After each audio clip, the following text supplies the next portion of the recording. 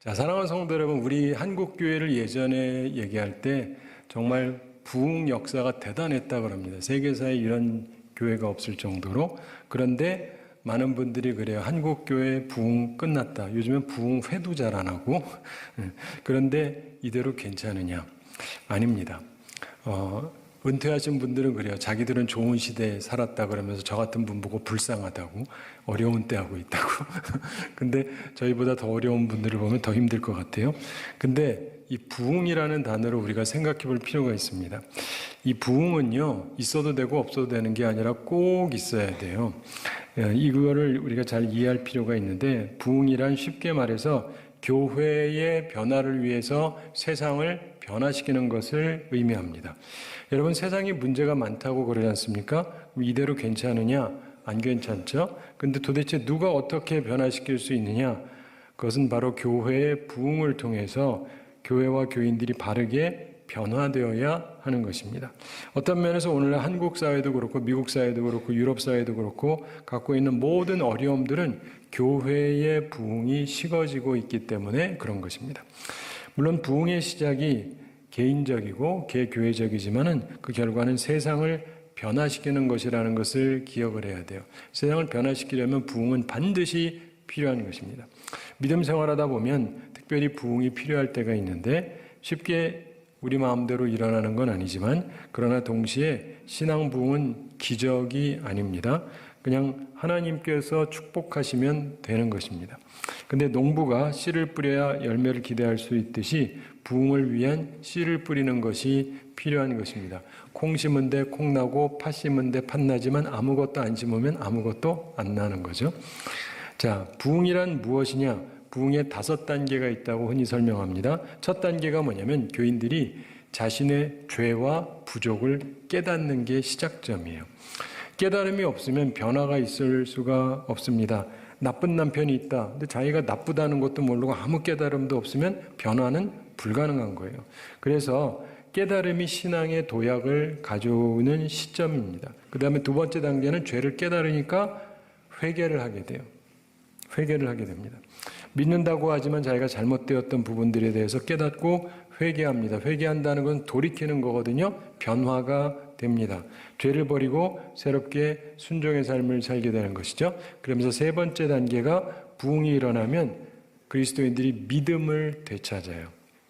한때 갖고 있었던 순수하고 견고했던 믿음을 다시금 갖게 됩니다.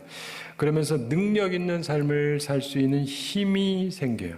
네 번째는 힘이 생기니까 그동안 자기들을 억누르던 죄의 세력을 깨뜨릴 수 있게 돼요. 그래서 믿음으로 강해졌기 때문에 세상에서 패배자가 아니라 세상에서 승리자로 살 수 있게 됩니다. 그리고 5번째 단계가 바로 교회의 각성과 개선으로 인해서 세상이 변하는 거예요. 세상이 변하는 거예요. 교회가 변하면 세상이 변합니다. 교회가 변질되면 세상도 변질되고, 세상에 타락한 사람들이 각성하고 회심하기를 바란다면 우리 교회가 먼저 부흥이 일어나야 되는 것입니다. 믿는 사람들이 먼저 새로워짐으로 내 변화를 통해서 세상까지 변화시키는 것입니다. 이것이 항상 있어야 되고, 어느 나라나 역사를 살펴보면은 부흥이 있던 그때가 그 나라가 가장 강력한 때였어요. 영국도 대영제국으로 일컬어질 때 교회가 가장 크게 부흥했습니다. 미국이 일어날 때도 역시 마찬가지고, 따라서 우리나라에도 이 부흥의 역사가 끊어지면 안 되고 계속 되어야 하는 것입니다. 특별히 부흥이 필요한 몇 가지 때가 있는데, 기본적으로 살다가 보면은 그리스도인들이 사랑이 좀 식을 때가 있어요. 교인인데 교회 안에 사랑이 넘쳐야 되는데 교회가 냉랭해져요. 그러면 부흥이 필요하다는 거죠. 두 번째로, 교회에서 서로 사랑하고 돌봐줘야 되는데 알력이 있어요. 시기가 있고 질투하고 헐뜯고. 교회는 정치단체가 아닌데 이렇게 되면은 이게 교회가 부흥이 필요하다는 증거죠. 세 번째로, 교회 세상적인 기운이 들어옵니다. 그럼 이제 변질이 되는 거죠. 그럼 교회가 타락을 하는 건데 이렇게 될 때 교회 부흥이 필요합니다. 네 번째로, 죄인들이 지옥에 가는데도 교회가 관심이 없다. 문제가 심각한 거예요. 교회 부흥이 필요합니다. 특별히 우리나라 입장에서 보면 우리 기독교가 수가 줄고 있다 그러고 우리 장로교 통합 측에서만 해도 매년 수백 명이 아니라 수천 명이 아니라 수만 명이 줄고 있다 그래요. 그런데도 아무렇지도 않다? 굉장히 심각한 상태예요. 잠자고 있다는 거죠. 깨야 되는 것입니다. 자, 그런데 특별히 우리가 부흥이 필요한 이유가 있습니다. 세 가지 이유가 있는데 첫째로 우리들 가운데 사랑과 신뢰를 회복하려면 그게 신앙 부흥 외에는 절대로 회복되지 않습니다. 그냥 사랑하면 되잖아요. 하나님의 뜻이 사랑이거든요. 제가 오늘 분명히 말씀합니다. 서로 사랑하세요. 그러니까 이제 앞으로 다 되겠죠? 네, 약간 눈치 잡고 그렇잖아요. 안다고 되는 게 아니에요. 이게 이 마음이 동해져야 되거든요. 근데 신앙의 부흥이 일어나야 할 수 있는 걸 하게 돼요. 근데 그렇지 않잖아요. 몰라서가 아니에요. 사랑도 잘 안 되는 거예요. 그래서 반드시 부흥이 필요합니다. 두 번째로 교회가 심판을 받지 않으려면 부흥이 필요해요. 교회가요, 하나님이 보시기에 무조건 괜찮은 게 아닙니다. 요한계시록에도 7교회가 나오잖아요. 주님이 칭찬하시는 교회도 있고 책망하는 교회도 있습니다. 주님께서 네 촛대를 옮겨버리겠다고까지 말씀하시잖아요. 그러므로 우리가 기억해야 되는 것은 그냥 나 좋은 대로 되는 것이 아니고 주님 앞에 심판받지 아니하려면 우리가 부흥돼야 되는 것이고, 특별히 세 번째로 부흥이 필요한 이유는 부흥이 없잖아요. 교회가 전멸되게 됩니다. 예전에 유럽이 교회가 엄청나게 있었는데 지금은 있는 교회들이 다 텅텅 비고 사람도 안 모이니까 팔아먹고 막 이래요. 부흥이 사라지니까. 그렇기 때문에 우리 한국교회 부흥이 사라지는 게 그런가 보다 하고 끝날 일이 아닙니다. 그러면은 교회가 소멸이 돼요. 우리 한국 요즘 애 안 낳아서 이러다 인구 소멸된다 그러죠. 교회도 마찬가지입니다. 그러므로 우리가 하나님 앞에서 정신 차리고 부흥이 우리 가운데 일어나도록 목표를 가지고 기도하고 노력을 해야 됩니다. 자, 그런데 어떻게 부흥을 일으킬 것인가? 부흥을 일으키려면 몇 가지 해야 되는 게 있는데 몇 주간에 걸쳐서 부흥에 관해서 시리즈로 말씀을 나누겠습니다. 우선 가장 기본적으로 해야 될 게 있는데 그게 뭐냐면 묵은 땅을 기경해야 되는 것입니다. 묵은 땅을 기경해야 된다. 오늘 설교 제목인데 본문 말씀 호세아 10장 12절에서 이렇게 말씀합니다. 너희가 자기를 위하여 공의를 심고 인애를 거두라. 너희 묵은 땅을 기경하라. 지금이 곧 여호와를 찾을 때니 마침내 여호와께서 오사 공의를 비처럼 너희에게 내리시리라. 함께 읽어보겠습니다. 너희가 자기를 위하여 공의를 심고 인애를 거두라. 너희 묵은 땅을 기경하라. 지금이 곧 여호와를 찾을 때니 마침내 여호와께서 오사 공의를 비처럼 너희에게 내리시리라. 아멘. 우선 너희 묵은 땅을 기경하라 말씀하죠. 그리고 우리가 공의를 심고 인애를 거두어야 된다고 말씀합니다. 우선 가장 먼저 묵은 땅을 기경해야 된다는 것입니다. 자, 그럼 묵은 땅을 기경한다는 것은 무슨 말이냐? 묵은 땅이라고 하는 것은요, 한때 경작된 적이 있지만 지금은 폐허 상태에 놓여 있는 땅을 말합니다. 다시 씨를 뿌려서 열매를 얻기에 적당하지가 않아요. 그래서 기경해야만 하는 땅입니다. 그래서 묵은 땅은 기경을 해야 씨를 뿌릴 때 좋은 열매를 기대할 수가 있는 것입니다. 신약성경 고린도전서에서 사도 바울이 자기가 심었다. 그리고 아볼로는 물을 주었다. 그리고 오직 하나님께서 자라게 하셨다. 이렇게 고백을 합니다. 그러면서 고린도전서 3장 9절에서 우리는 하나님의 동역자들이요 너희는 하나님의 밭이요 하나님의 집이니라. 이렇게 얘기합니다. 우리 성도들은 하나님의 밭이다. 교회는 하나님의 밭이라고도 설명하고 있습니다. 열매를 맺어야 되는 밭이라는 것입니다. 그런데 묵은 땅은요, 아무리 좋은 말씀에 씨를 뿌려도 소용이 없어요. 따라서 우선 성도들의 마음이 기경되어야 돼요. 목사님 말씀이 좋아야죠. 근데 목사님 말씀 좋아도 묵은 땅이면 소용이 없습니다. 우선 성도들의 마음이 기경이 돼야 돼요. 예수님께서도 씨 뿌리는 비유에서 길가, 돌짝밭, 가시밭, 그리고 옥토를 비유로 말씀하셨던 것 기억하실 것입니다. 열매를 제대로 맺으려면 당연히 씨도 좋아야 되지만 묵은 땅이 기경이 돼야 되는 것입니다. 우리 교회가, 한국 교회가 묵은 땅으로 있으면 안 됩니다. 묵은 땅을 반드시 기경해야 되는 것입니다. 이 기경한다는 것은 묵은 땅을 가는 것을 의미하죠. 그렇다면 말씀에서 묵은 땅을 기경한다는 것은 무엇을 뜻하느냐? 바로 내 마음을 깨뜨리는 것을 말합니다. 하나님께 열매를 맺기 위해서 내 마음을 준비하는 것을 말하는 것입니다.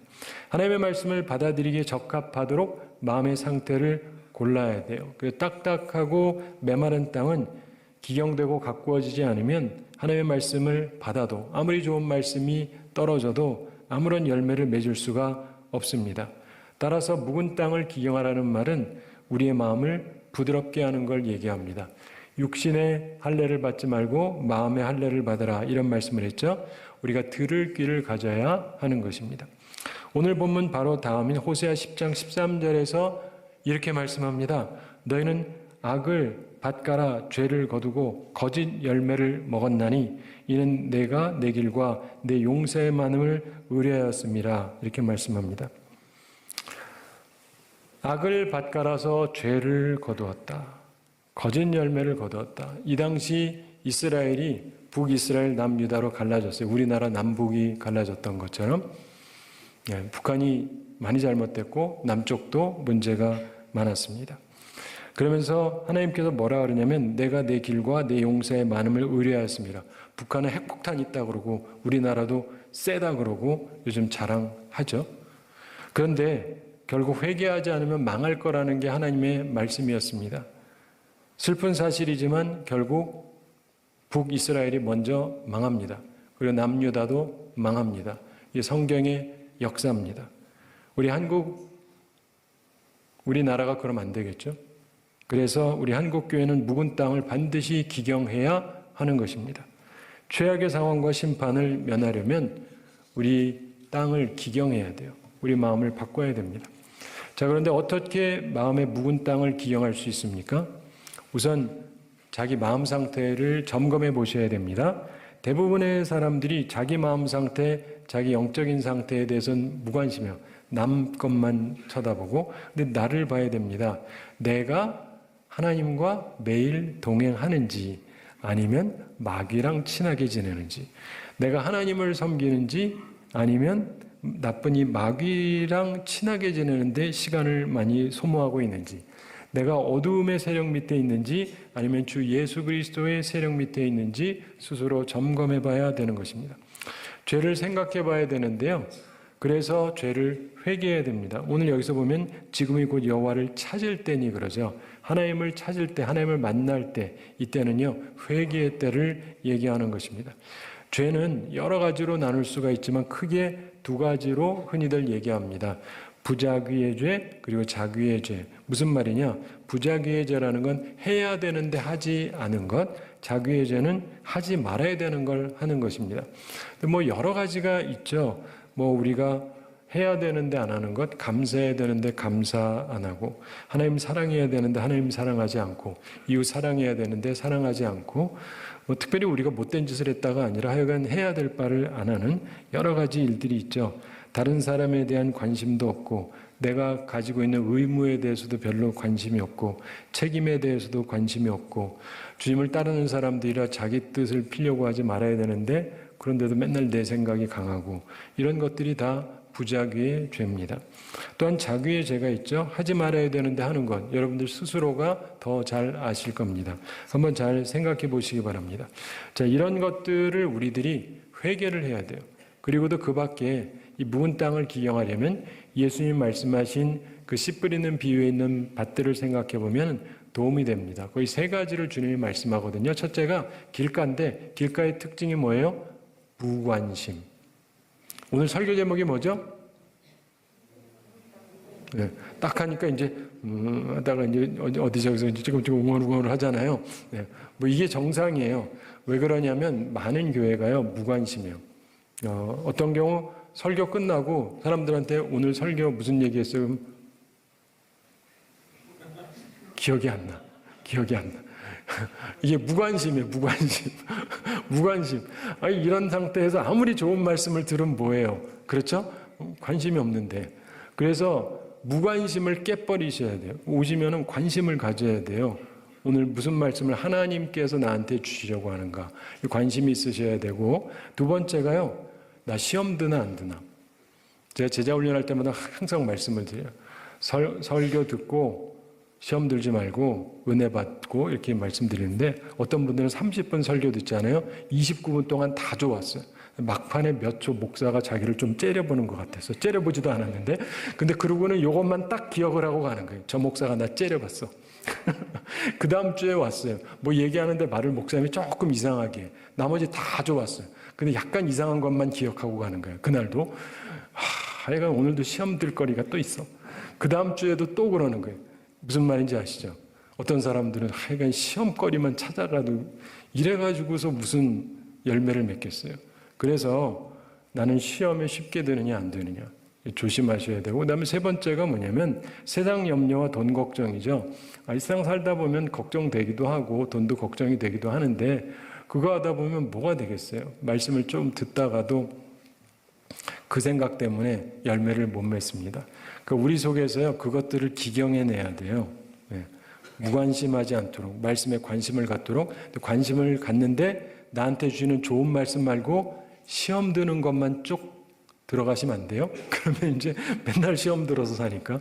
그리고 그 다음에 살아가면서 모든 것을 하나님께 맡기고 나가야 되는데 자꾸 돈 걱정 뭐 이런 것만 하시면은 이 열매를 맺지 못합니다. 그래서 이것들을 기경해 내셔야 돼요. 자, 그러면서 예전에 C.S. 루이스라고 하는 분이 글을 재미있게 썼죠. 그러면서 이런 얘기를 썼습니다. 뭐 그냥 글이죠. 사탄이 자기 조카한테 쓴 편지 얘기를 하면서 그 내용 중에 다른 사람을 비판하는 습관을 계속하게 해라, 이런 권고를 얘기합니다. 그 사탄이니까 자기 조카한테 사람들이 다 비난하게 만들어. 이거 계속해. 우리나라에서 많이 보잖아요. 계속 비판해. 교회에서도 계속 비판해. 계속 가르치라는 거예요. 그러면서 이렇게 말합니다. 환자, 즉 공격 대상자의 머릿속에 이런 질문만 떠오르지 못하게 하면 돼. 나 같은 사람도 그리스도인이라고 할 수 있다면 어떻게 옆에 앉은 저들의 다른 결점만 보고 그들의 신앙이 위선이고 인습에 불과하다고 단정 지을 수 있겠는가? 이런 생각만 떠오르지 않게 해라. 그러니까 자기를 돌이켜보지 못하게 하라는 거예요. 인간의 머리가 아무리 나쁘더라도 그렇게 당연한 의문이 떠오르는 걸 막는다는 게 도대체 가능한 일이냐고 묻고 싶겠지? 사탄의 말이에요. 하지만 가능하단다? 가능하고 말고 우리가 적당히 주물러 주기만 하면 그런 생각은 간단히 막을 수 있지. 아직 진짜 겸손을 배웠을 리가 없거든. 그러니 이런 심리 상태가 되도록 오래오래 유지하도록 신경을 잘 쓰거라. 마귀 전략이에요. 그러니까 여러분들 기억하셔야 돼요. 나를 돌이켜보지 못하고 맨날 남만 보고 쟤는 말이야, 저 인간은 말이야, 쟤네들은 말이야, 이렇게 만드는 게 마귀의 전략이다. 사랑하는 성도 여러분, 이거 좀 그만해야 되잖아요. 나를 봐야 되잖아요. 내가 바뀌어야 세상이 바뀔 거 아니겠어요? 이게 신앙 부흥의 기본적인 시작이에요. 자, 그러면서 공의를 심고 인애를 거두라고 주님께서 말씀하십니다. 자, 우리가 그러면 공의를 심어야 되는데 예전에는 의를 심으라고 말씀했습니다. 똑같은 것인데 번역에서 조금 차이를 뒀을 뿐입니다. 그리고 예전에는 긍휼을 거두라 그러고 이번에는 인애를 거두라 이렇게 말씀했는데, 자, 의, 공의, 이건 뭐냐면 내가 마땅히 해야 될 걸 하는 걸 얘기합니다. 여러분, 우리 믿는 사람들에게, 세례교인에게 의무가 있습니다. 3대 의무가 있어요. 이게 첫째가 뭐냐면 시간을 헌신해야 되고, 둘째로 물질을 헌신해야 되고, 셋째로 마음의 헌신이 있어야 됩니다. 이걸 우리가 세례받을 때 다 약속을 하고 받게 되는데, 시간의 헌신, 첫째, 이게 모든 공적인 예배에 최선을 다해서 참석하겠다라고 하는 것입니다. 주일 예배는 당연하고 다른 예배들도 최선을 다해서 참석한다. 이게 뭐냐면 시간적으로 헌신하는 거예요. 그 두 번째는 물질의 헌신입니다. 주님 앞에 나와서 주일날 헌금 드리는데 헌금 드리고 끝나는 것이 아니라 11조도 드려야 된다. 이게 뭐냐면 물질적으로 헌신을 한다, 이런 얘기죠. 그 다음에 세 번째는 마음의 헌신인데, 이 공동체잖아요. 공동체이기 때문에 하나님이 세운 지도자가 있어요. 그 지도자를 따라간다. 마음의 헌신. 이 세 가지가 있어야 됩니다. 근데 보면은요, 제가 교회를 쭉 살펴보면서 한국이나 미국이나 여러 교회들을 살피면서 보면 이 세 가지가 잘 심어지는 교회는 부흥돼요. 이게 안 되는 교회들은 굉장히 힘들어요. 어떤 교회들은 열심히 와요. 주일날 이렇게 오잖아요. 수요일날 오면 이거 절반 정도는 와요. 그런 게 별로 없어요, 참고로. 근데, 그리고 하나님 앞에 드리는 것도 다르고 순종도 달라요. 제가 언젠가 말씀드렸는데, 제가 뉴욕에 있을 때 청년들하고 이제, 전도사로서 일을 할 때 청년들이 저를 굉장히 잘 따랐어요. 그러면서 여름에 수련회 가서 언제 갈까 그랬더니 아무 때나 가시래요. 무조건 맞추겠대요. 그러면은 여러 가지 계획이 있는데 직장 다니는 애도 있고 그러면 무조건 오겠대요. 혹시 잘리면 어떻게? 잘리면 잘리고 올게요. 이렇게 얘기해요. 무슨 말인지 아세요? 이 정도 되니까 뭘 해도 되는 거예요. 안 되는 데들을 보면 이래서 안 되고 저래서 안 되고 어쩌고 저쩌고 그러죠. 그런데 이 부분을 우리가 심어야 돼요. 오늘날 우리 한국교회가 이걸 제대로 심고 있는가? 근데 대부분의 사람들이 이 세 가지가 필요하다는 것조차도 모르는 경우가 많아요. 이걸 우리가 심어야 됩니다. 그리고 그렇게 하면 하나님께서 어떻게 해주시느냐? 마침내 여호와께서 오사 공의를 비처럼 너희에게 내리시리라 이렇게 얘기합니다. 하나님께서 인애, 긍휼을 주시고 더 나아가서 하나님께서 우리에게 찾아오셔서 공의를 비처럼 너희에게 내리신다. 이 얘기는 뭐냐면 하나님이 하셔야 될 바를 우리에게 충만하게 주신다는 거예요. 하나님은 이 세상을 다스리시고 이 세상을 이끌어 가시는 분이시고 공급자이신데 하나님께서도 주셔야 될 거를 마구 주시겠다 이 말이에요. 우리가 할 바를 하면 하나님께서도 하나님이 할 바를 하시겠다 이 말이에요. 이걸 생각하면서 우리가 하나님 앞에서 온전히 살아가야 되는 것입니다. 말씀을 맺습니다. 사랑하는 성도 여러분, 부흥은 끝난 것이 아닙니다. 언제라도 올 수 있는 거예요. 하나님께서 주시는 것이기 때문에 중요한 건 우리의 마음이 준비가 되어 있느냐 하는 것이죠. 우리의 마음을 준비해야 돼요. 그리고 교회 부흥이 일어나야 나라가 일어나요. 나라가 좋게 바뀝니다. 이걸 우리가 염두에 둬야 돼요. 그러면서 제가 한 가지 이야기 드리면서 말씀 마치겠는데 예전에 세계 2차 대전 직후에 영국 국민들이 생활이 굉장히 어려웠던 때가 있었습니다. 초등학교에 다니는 아이들 가운데 영양실조에 걸린 아이들이 굉장히 많아졌답니다. 그래서 이 어린아이들의 건강을 위해서 정부에서 우유 배급을 주어서 점심시간에 우유라도 좀 마실 수 있도록 이렇게 배급을 해줬답니다. 근데 한 번은 영국 런던에 있는 어느 초등학교에 준비한 분량보다 학생 수가 훨씬 많은 거예요.